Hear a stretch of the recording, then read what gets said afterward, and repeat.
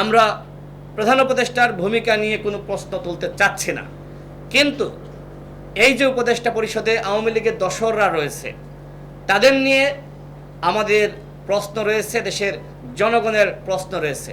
আমি মাননীয় প্রধান উপদেষ্টার কাছে প্রশ্ন করছি যে তিনি কেন এই উপদেষ্টা পরিষদের সংস্কার করছেন না। তিনি নিজেই বলেছেন যে তাড়াহুড়া করে আমরা যথেষ্ট ব্যক্তিদের মাধ্যমে উপদেষ্টা পরিষদ গঠনের সুযোগটা পায়নি, সময়টা পায়নি। এখন তো সময়টা আছে। দেশের জনগণ সবাই রাষ্ট্র সংস্কার চায়, গণহত্যার বিচার চায়। সুতরাং এই যে জনগণের ম্যান্ডেট, এই ম্যান্ডেট কাজে লাগিয়ে তিনি যোগ্যতা সম্পন্ন ব্যক্তিদের মাধ্যমে এই উপদেষ্টা পরিষদ পুনর্গঠন করতে পারেন, কিন্তু কেন করছেন না? কি কারণ? তার আশপাশে যারা আওয়ামী লীগের প্রেতাত্মারা রয়েছে, তারা চায় না ডক্টর মোহাম্মদ ইউনূস সফল হোক। এই কারণেই এই উপদেষ্টা পরিষদ পুনর্গঠিত হচ্ছে না। দুইজন উপদেষ্টার নাম বলবো। দুইজন উপদেষ্টা, একজন হলেন আদিলুর রহমান শুভ্র, আর একজন হলেন আমাদের রেজনা আপা। তারা মিলে তিনজন দামি এমপিকে জামিনের ব্যবস্থা করেছেন।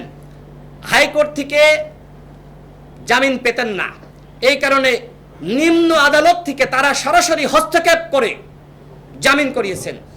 দুইজন উপদেষ্টা, একজন হলেন জনাব আদিলুর রহমান শুভ্র, আর একজন আমাদের রেজনা আপা।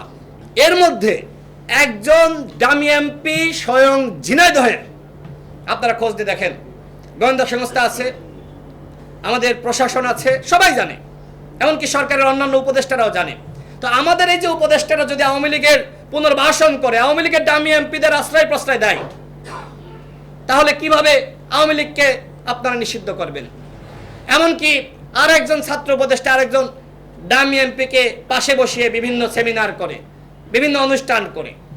তো আপনারা একদিকে মানে আওয়ামী লীগের দামি এমপিদের আশ্রয় প্রশ্রয় দিবেন, অন্যদিকে আওয়ামী লীগের নিষিদ্ধ চাইবেন, এটি কি হতে পারে?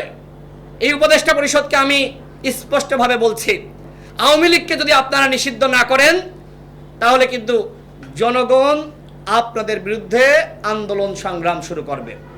এই যে নতুন রাজনৈতিক বন্দোবস্ত যারা করতে চাচ্ছে, তাদের কাছে আমার প্রশ্ন, সেটি হলো ঢাকায় বসে বসে আওয়ামী লীগকে নিষিদ্ধ করার গরম গরম বক্তব্য দিবেন, আর এই তৃণমূলে গিয়ে আওয়ামী লীগের সহযোগিতায় ফেস্টুন লাগাবেন, আওয়ামী লীগের সহযোগিতায় ত্রাণ বিতরণ করবেন। What is this? এই যে মুনাফিকি, এই মুনাফিকি আচরণ করে কোনোভাবেই নতুন রাজনৈতিক বন্দোবস্ত স্থাপন করা যাবে না। আওয়ামী লীগের ব্যাপারে ঢাকায় যেমন গরম বক্তব্য দেন, ঠিক তৃণমূলে গিয়েও একইভাবে কাজ করতে হবে। আওয়ামী লীগের সাথে যারা আপোষ করবে, আমি ঝিনাইদহের জনগণকে বলবো, আমি ঝিনাইদহের প্রশাসনকে বলবো, যারা আওয়ামী লীগের সাথে আপোষ করবে তাদেরকে বিন্দু পরিমাণ ছাড় দিবেন না। আমাদের আপোষ অন্যান্যদের সাথে হবে। আমরা যারা ফ্যাসিবাদ বিরোধী লড়াই করেছি, আমাদের মধ্যে আপোষ হবে। আওয়ামী লীগের সাথে যারা আপোষ করবে, গণ অধিকার পরিষদ তাদের সাথে কোনো আপোষ করবে না। আমি বাজারে গিয়েছি, সেখানে আগের যারা আওয়ামী